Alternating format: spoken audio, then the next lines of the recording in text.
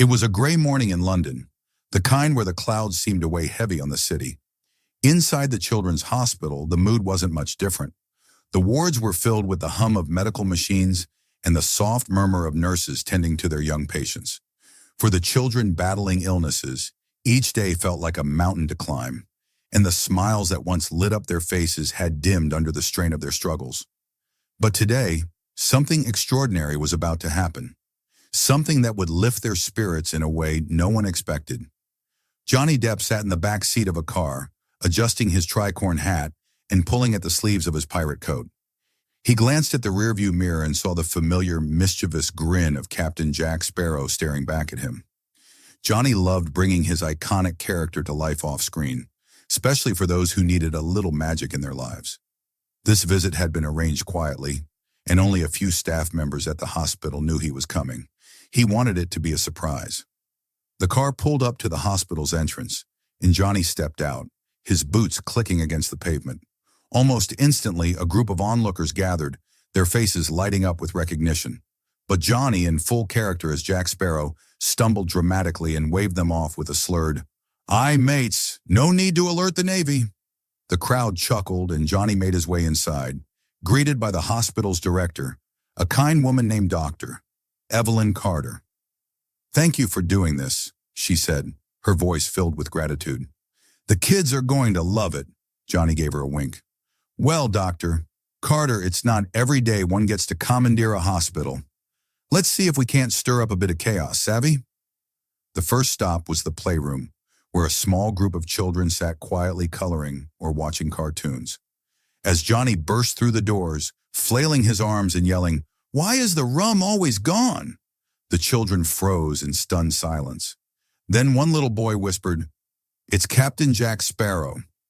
Laughter erupted as Johnny staggered into the room, feigning confusion and pulling out his compass. "Ah, this blasted thing never works. Tell me, mates, have you seen a big black ship called the Black Pearl?" A girl in a wheelchair giggled.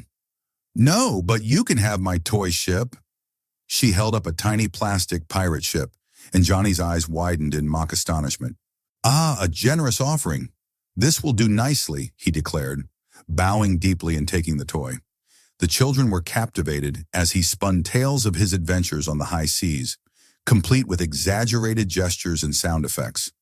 For a moment, the Playroom was transformed into a pirate's hideout, and the children became part of Jack Sparrow's crew. But the visit wasn't just about laughter. Johnny made his way to the wards, where the most seriously ill children stayed. He entered one room where a boy named Oliver lay hooked up to machines. Oliver had been battling leukemia for 2 years, and his energy was almost gone. When Johnny walked in, Oliver's eyes widened, and a weak smile spread across his face. "Captain Sparrow," he whispered. Johnny knelt beside his bed, lowering his voice to a conspiratorial tone. "Aye, young lad, and I've heard tales of your bravery. They say you faced many battles." Oliver's smile grew. "Not as many as you." Johnny reached into his coat and pulled out a replica of Jack Sparrow's compass. "This here is a magic compass. It doesn't point north, but it shows you what your heart desires most. I reckon it'll help you find your treasure." Oliver held the compass like it was the most precious thing in the world. His parents, standing quietly in the corner, wiped away tears. As Johnny continued through the hospital, the day was filled with moments like this. There was the time he pretended to sword fight with a little girl named Mia, using an IV pole as his weapon, or when he sang a hilariously off-key rendition of "Yo-Ho, a Pirate's Life for Me," with a group of kids who couldn't stop laughing. At one point, he even managed to convince a stern nurse to join in on a pirate jig, much to the delight of everyone watching.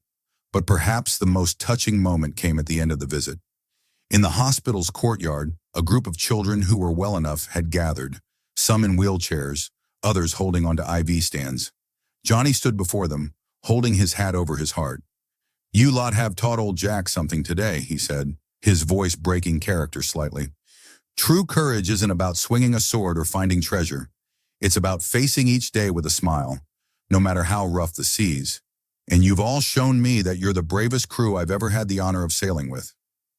The children cheered, and Johnny gave a theatrical bow before donning his hat and raising his arms dramatically. "Now, who's ready to commandeer this fine establishment?" The courtyard erupted in laughter and cheers as Johnny led them in a final pirate chant. As he left the hospital that day, he couldn't help but feel overwhelmed by the joy and resilience he'd witnessed. For the children and their families, it was a day they'd never forget. And for Johnny, it was a reminder of why he loved bringing Captain Jack Sparrow to life. Because sometimes a little bit of magic could make all the difference.